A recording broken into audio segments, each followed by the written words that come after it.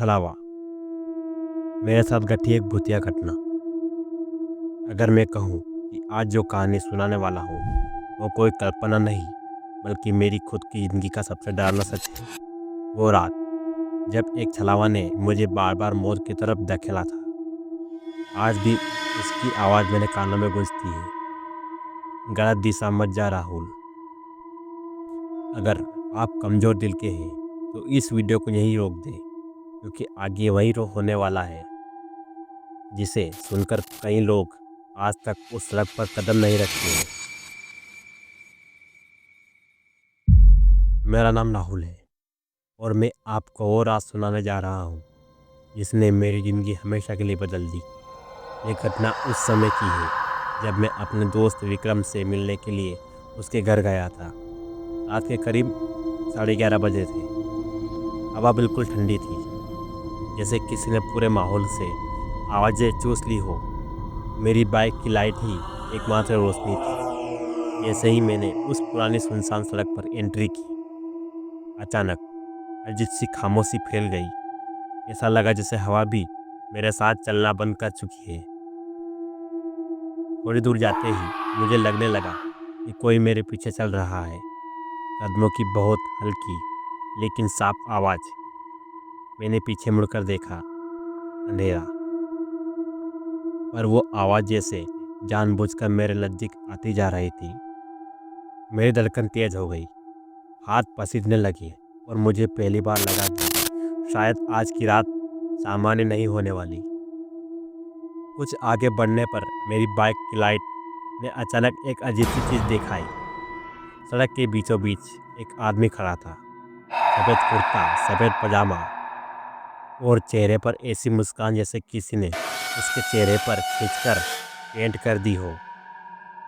मैंने ब्रेक मारा और जैसे ही मेरी बाइक रुकी, वो आदमी झटके से मेरी तरफ देखने लगा। उसकी आंखें इंसानों जैसी नहीं थी, जैसे किसी गहरे कुएं का अंधेरा हो। मैं डरते डरते पीछे देखने लगा और 2 सेकंड बाद जब मैंने फिर सामने नज़र उठाई तो वो आदमी वहाँ से गायब हो चुका था। मेरे हाथ इतने कांप रहे थे कि क्लच तक नहीं पकड़ा जा रहा था। हवा अचानक ठंडी हो गई, जैसे कोई बर्फ का हाथ मेरी गर्दन पर रख रहा हो। मैंने बाइक तेज़ी से बढ़ाई, पर मुझे अंदाज़ा नहीं था कि असली डर अभी शुरू भी नहीं हुआ है। करीबन 200 मीटर आगे जाते ही मेरे सामने फिर से वही आदमी खड़ा था। इस बार उसकी मुस्कान और चौड़ी थी, जैसे किसी ने उसके होठ कानों तक फाड़ दिए हो। मैंने डर के मारे चिल्लाकर कहा, कौन हो तुम? उसने बस एक ही लाइन बोली, गलत दिशा। उसकी आवाज़ सीधी मेरे कान के पास सुनाई दी, जबकि वो अभी भी मेरे सामने खड़ा था। मैंने बिना सोचे बाइक घुमा दी, लेकिन जैसे ही उसे देखा, वो अब मेरे पीछे खड़ा था।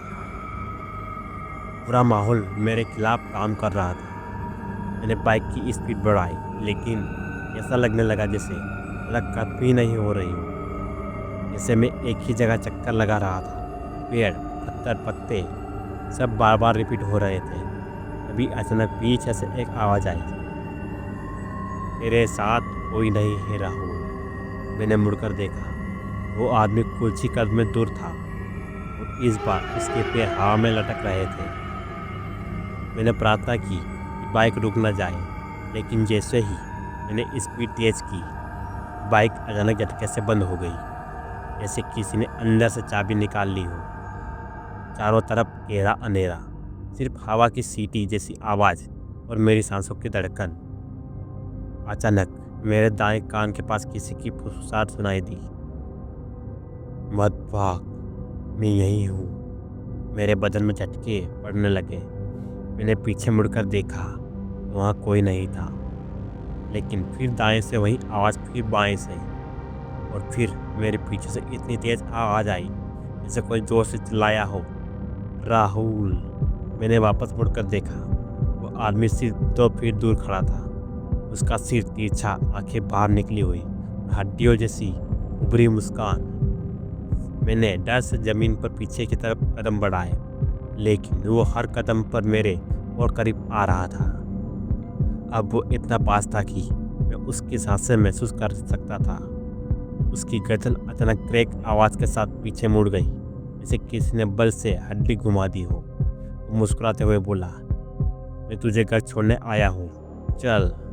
मेरे पैर ऐसे लगी जैसे जमीन में धंस गए हो। मैंने पीछे हटना चाहा, लेकिन उसकी परछाई मेरे पैरों पर चढ़ रही थी।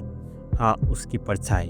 वो इंसान जैसा नहीं, किसी जानवर जैसी लग रही थी, लंबी, टेढ़ी, उछलती हुई। मैंने हिम्मत करके चिल्लाया, मैं तुम्हारे साथ नहीं आऊँगा।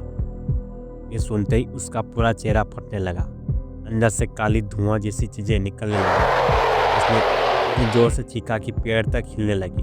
फिर वह 4 पैरों पर झुककर मेरी तरफ दौड़ पड़ा। यह मेरे जीवन का सबसे बड़ा जंप स्केयर था। मैंने आंखें बंद कर ली और मन ही मन भगवान का नाम लेने लगा।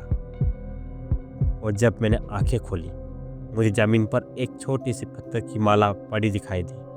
मेरे अंदर जैसे फिर से हिम्मत आ गई। मैंने तुरंत माला उठाई और पूरी ताकत से चिल्लाकर कहा, भगवान का नाम लो और दूर हो जाओ।